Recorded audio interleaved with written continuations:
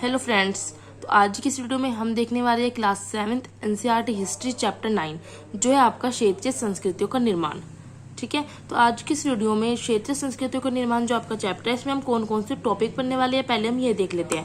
First हम देखिए कि चेर मलयालम भाषा का निर्माण, भाषा जो होती है उस वो कहाँ से आई। ठीक है, चेर भाषा थी वो कहाँ से आई और मलयालम भाषा वो कहाँ से आई। शासक और धार्मिक परंपरा देखिए कि राजपूत शूरवीरता देखिए कि क्षेत्रीय सीमांत से परे कथक, ठीक है, जो हमारा शास्त्रीय नृत्य है। और शास्त्रीय नृत्य भी देखिएगा और कौन कौन से होते हैं। चित्रकला, लघु चित्र देखेंगे, बंगाल और पीर मंदिर के बारे में हम पढ़ेंगे। तो फर्स्ट देख लेते हैं हम चेर और मलयालम भाषा का विकास। केरल राज्यों में जो चेर राज्य प्रायद्वीप के दक्षिण पश्चिम भाग में है। मलयालम भाषा की पहली साहित्य कृति 12वीं शताब्दी की है और संस्कृत भाषा से इसका विकास हुआ है। ठीक है ना, ये याद रखना है, संस्कृत भाषा से इसका विकास हुआ है। 14वीं शताब्दी का ग्रंथ है एक लीला तिलकम, इंपॉर्टेंट है ये, एक 14वीं शताब्दी का ग्रंथ है लीला तिलकम। और इसमें क्या है, यह मणि प्रावलम शैली में लिखा गया है। पूछ लिया जाता है लीला तिलकम जो है वो कौन सी शैली में लिखा गया है, तो मणि प्रावलम शैली में लिखा गया है। जो मणि प्रावलम शैली है इसका जो शाब्दिक अर्थ होता है वो होता है हीरा और मूंगा। दो भाषा में लिखा गया है, संस्कृत और क्षेत्रीय भाषा में। ठीक है, इसके बाद आ जाता है हमारा शासक और धार्मिक परंपरा। जगन्नाथी संप्रदाय जो उड़ीसा और पुरी में है, जगन्नाथ का मंदिर। जगन्नाथ का मतलब क्या होता है कि दुनिया का मालिक, स्थानीय देवता थे ये, और विष्णु का पर्यायवाची होता है ये। ठीक है, 12वीं शताब्दी में देखें तो गंग वंश का राजा अनंत वर्मन था, उसने जगन्नाथ का मंदिर बनवाया था। पूछा जा सकता है जगन्नाथ का मंदिर किसने बनवाया था, तो 12वीं शताब्दी में राजा अनंत वर्मन ने, जो गंग वंश का शासक था। 1230 में अनंग भीम तृतीय ने अपना साम्राज्य जगन्नाथ को समर्पित किया, खुद को जगन्नाथ का उसने प्रतिनिधित्व माना। कथक नृत्य शैली जाती है जो उत्तर भारत में प्रचलित है। कथक कहाँ से निकला है, ये कथा, इसका मतलब होता है कथा या कहानी। मूल रूप से कथा सुनाने वाली एक जाति थी। ठीक है, 15वीं और 16वीं सदी में भक्ति काल में कथक ने विशिष्ट रूप धारण किया। कथक जो है विशिष्ट नृत्य शैली बन गई।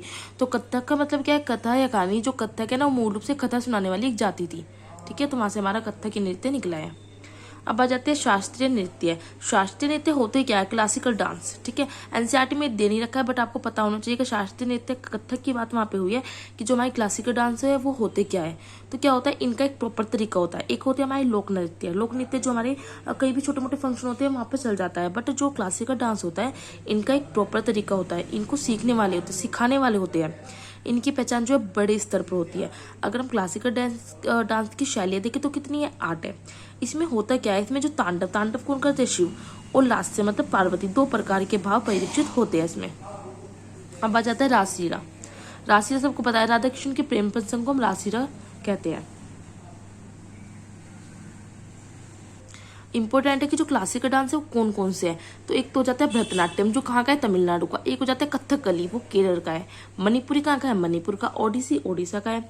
कुचिपुड़ी आंध्र प्रदेश का है। मोहिनीअट्टम केरल का है। एक है सत्रिया, ये असम का है। कथक का है, कथक हमारे उत्तर प्रदेश का है और जयपुर का है।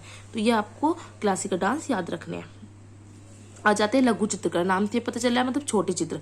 ये कपड़ों पर, कागज पर, ताल पत्रों पर बनाए जाते थे। इसका संरक्षण जो है मुगलों ने किया, जैसे अकबर, जहांगीर, शाहजहां, इनको क्योंकि कला से, चित्रकला से बहुत ज्यादा प्रेम था।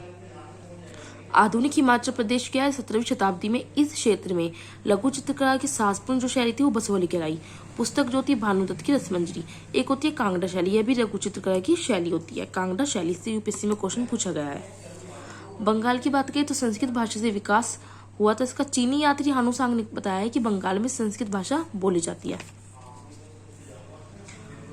14 और 16वीं शताब्दी में बंगाल पर सुल्तानों का शासन रहा। 1586 में अकबर ने जीता इसे तो सूबों में उसने विभाजित किया। प्रशासन की जो भाषा थी उस समय वो कैसी थी, फारसी, और क्षेत्रीय भाषा पर बंगाली थी। बंगाल के मंदिरों की शक्ल जो है बंगाल के छप्परदार झोपड़ियों की तरह दो चाला या चौचाला होती थी। दो चाला मतलब 2 छतों वाला और चौचाला मतलब 4 छतों वाला। बंगाल क्या है, वो एक तटीय मैदान है, नदी तटीय मैदान, जहाँ मछली और धान की उपज बहुतायत से होती है, बहुत मात्रा में होती है। मछली पकड़ना जो है प्रमुख धंधा है बंगाल का। बंगाल में क्योंकि मछली आपको पता है ज्यादा खाई जाती है। फिर एक आ जाता है बंगाली साहित्य को 2 श्रेणियों में बांटा गया है, संस्कृत की ऋणी और स्वतंत्र। संस्कृत की ऋणी में क्या है कि संस्कृत महाकाव्य के अनुवाद है इसमें, और जो स्वतंत्र वो नाथ साहित्य है वहां पर। और जो संस्कृत महाकाव्य के अनुवाद कौन सा है? एक मंगल काव्य। मंगल काव्य इसका अर्थ क्या होता है? शुभ। जो गोंडी वैष्णव आंदोलन के नेता थे श्री चैतन्य देव, उनकी इसमें जीवनियाँ है। और नाथ साहित्य में क्या है? मैनामती, गोपी चंद के गीत है। धर्म ठाकुर की पूजा की कहानियां हैं। अब धर्म ठाकुर क्या है? ये एक देव है, ठीक है। इनकी पूजा जो है पत्थर की मूर्ति की होती है। आगे आ जाता है वृद्धर्म पुराण, 13वीं शताब्दी का ग्रंथ, बंगाल में रचित। ये क्या है? 13वीं शताब्दी का एक ग्रंथ और बंगाल में रचित है। इसने स्थानीय ब्राह्मणों को कुछ खास किस्म की मछली जो खाने की अनुमति दी थी, क्योंकि जो ब्राह्मण लोग हैं वो मछली वगैरह नहीं खाते, लेकिन बंगाल का तो खाना ही है मछली। तो इसने वृद्धर्म पुराण ने स्थानीय जो ब्राह्मण थे उनको कुछ खास किस्म की मछली खाने की अनुमति दे दी थी। तो चैप्टर आपका कंप्लीट हो गया। मैं स्टार्टिंग से चैप्टर 9 के आपको नोट्स दिखा रही हूँ। आपको वीडियो को पॉज करके अपने नोट्स कंप्लीट कर लेने हैं। कुछ देर बाद ये 10th क्लास चैप्टर जो 10th है और क्लास 7th का, वो भी जल्दी अपलोड कर दूंगी और आपकी 7th क्लास की बुक कंप्लीट हो जाएगी। फिर हम क्लास 8 की हिस्ट्री स्टार्ट करेंगे।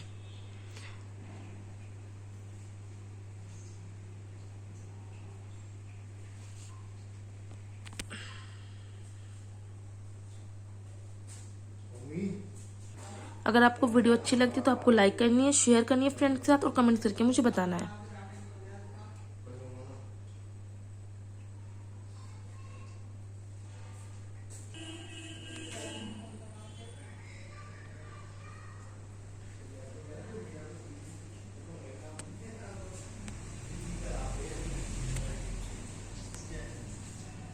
आपको वीडियो देखने से पहले एनसीईआरटी की किताब, जो भी मैं आपको चैप्टर के नोट्स दिखाती हूँ ना, सबसे पहले आपको बुक से वो चैप्टर रीड करना है। उसके बाद ही आपको मेरी वीडियो देख के नोट्स बनाने हैं, वरना आपको समझ नहीं आएगा कि ये वाला कहाँ से आया, ये कहाँ से आया है।